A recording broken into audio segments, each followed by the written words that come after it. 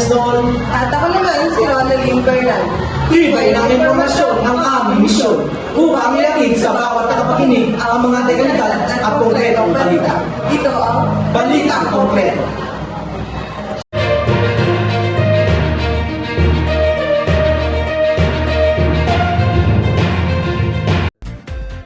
Nang maganap at matapos ang naging SSLD election ng paaralan ng Sagana National High School, pinarangalan at kinilala na ang mga naging newly elected officers. Nakatutok ngayon si Jennifer Salvador live sa Sagana National High School. Jen, anong reaksyon ng mga nanalo? Yes, Jeremias.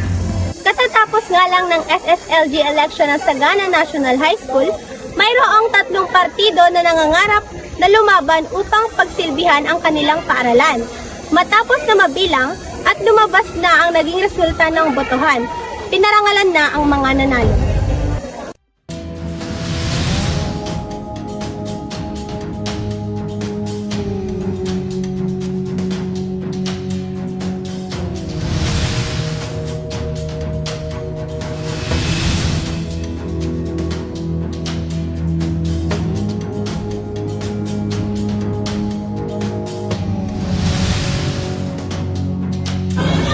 Nagulat ko kasi transferee lang ako pero not surprised because of my platform. Tapos natutuwa din ako kasi nakita ko yung mga support ng mga estudyante.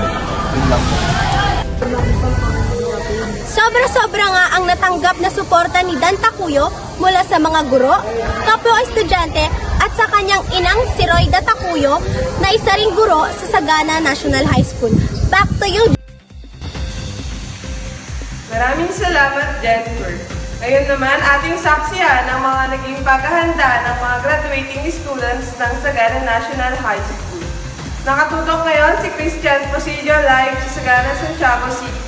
Christian, anong balita ngayon dyan? Yes, Ronaldina at Jeremias, malapit ang ganapin ang nalalapit na graduation day dito sa paaralan ng Sagana National High School. Ilang buwan na lang ay tutungo na sila sa panibagong yugto o kabanata ng kanilang buhay estudyante. Meron ng mga estudyante na nakapili na ng mga college universities o paaralan kung saan sila magkokolehiyo. Kumakailan nga lang ay nasimulan ng naganap na pictorial mga estudyanteng gagraduate ngayon taon sa Sagana National High School. Maganda nagresulta at takbo ng pictorial na nangyari. Ang bawat estudyante ay masaya sapagkat natapos na ang kanilang hinihintay at paghahandang pictorial. At ilang linggo na lang nalalabi, sila'y gagraduate na rin.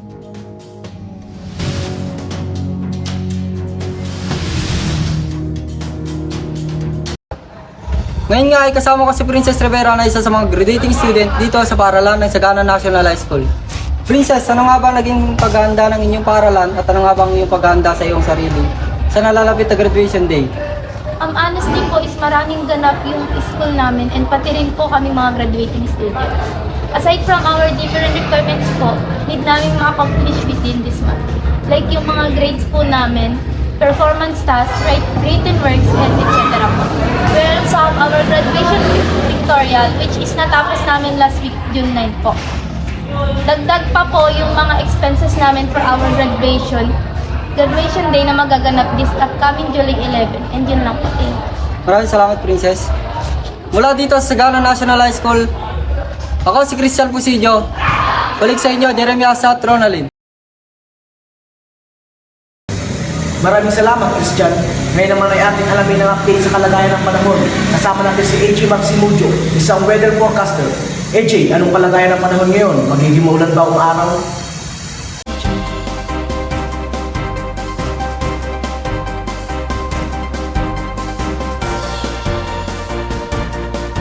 Yes, Jeremias. Tulad nga na makikita namin dito at ayon din sa pag-asa ay magkakaroon ng katamtamang init simula 7 AM ng umaga hanggang 1 PM ng hapon. Ngunit pagsapit naman ng 2 PM ng hapon hanggang 7 PM ng gabi ay may 40% chance of rain. Kaya't makararanas tayo ng makulimlim na panahon na maaari ding sundan ng pabugso-bugsong pag-ulan at tinatawag natin scattered thunderstorm. Ngunit huwag mabahala dahil may 20% chance or low chance of precipitation naman pagsapit ng gabi. Muli ako si AJ Maximudio, ang inyong weather forecaster na naghahatid ng konkretong weather balita sa inyong lahat.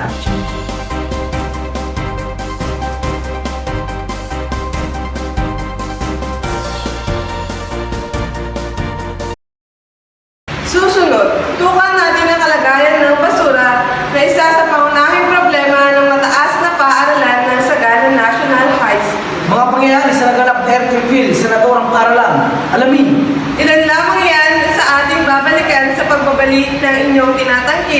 at pinagkakatiwalaang Balitang Konkreto.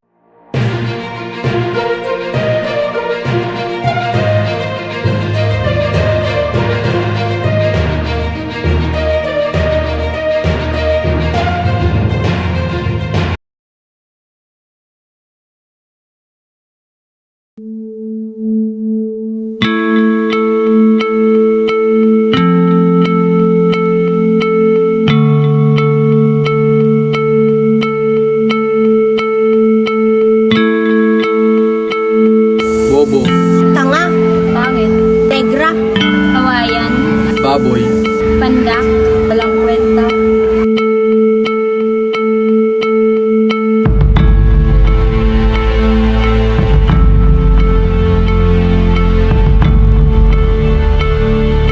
sasaktan daw nila ako.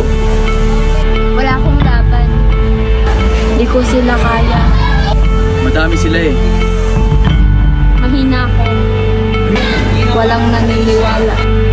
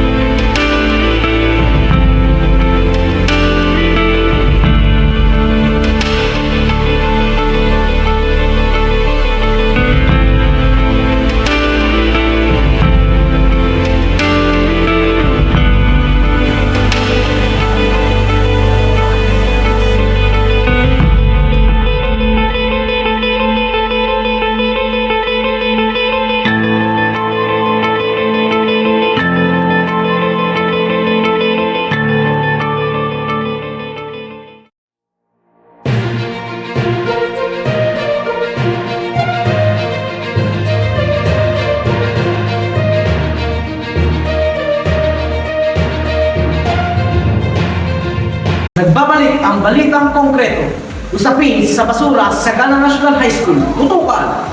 Nakatutok ngayon si John Vincent Cataina live ng Sagana National High School. Vincent, anong kalagayan ng basura ngayon dyan? Yes, Ronaldin at Jeremias, makikita nga natin na isa sa pangunahing problema ng Sagana National High School ang usapin sa basura. Mga pinagkainang plastic ng tinapay, mga plastic cups at kung ano-ano pa ang ilan lamang sa mga basura makikita mo ngayon dito. Tila nga'y napakalaking problema nito sa naturang eskwelahan. Isa sa nakilala ko sa paaralan ay si AJ Mark Simujo, isang estudyante na nagmula sa pangkat 12. Ayon sa kanya ay matagal ng problema ng paaralan ang usapin sa basura. Ito ay isang problemang hindi masolusolusyonan ng naturang paaralan. Ayon pa sa kanya ay halos kalahati na ng buong basurang nasa eskwelahan ay nagmula sa mga pinagkainang binibili ng bawat estudyante sa harap o gilid nito, na dinadala naman sa loob at siyang nagiging problema. Makikita nga natin na hindi ang naturang eskwelahan ang siyang may problema, kundi ang mga estudyanteng naririto. Kung iisipin ay walang basura, magiging problema kung marunong lang magtapon ng tama ang bawat isa. Makakatulong tayo sa kapaligiran at ekonomiya kung tayo maglilinis at magtatapon ng tama. Nag-uulat mula sa Sagana National High School, ako nga pala si John Vincent Olidan Cataina. Balik sa inyo, Jeremias at Ronaldin. Maraming salamat, Vincent.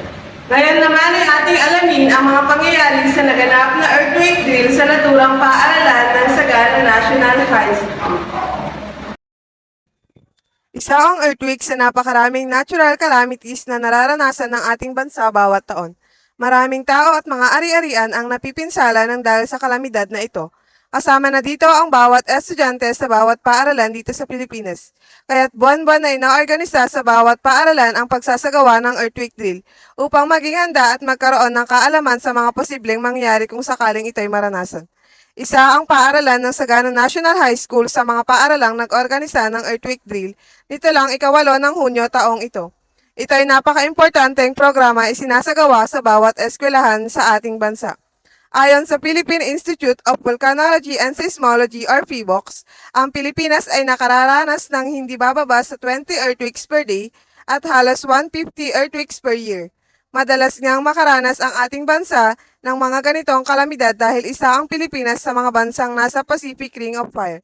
Iyon lamang ang mga konkretong balita na inihanda namin ngayong araw na ito.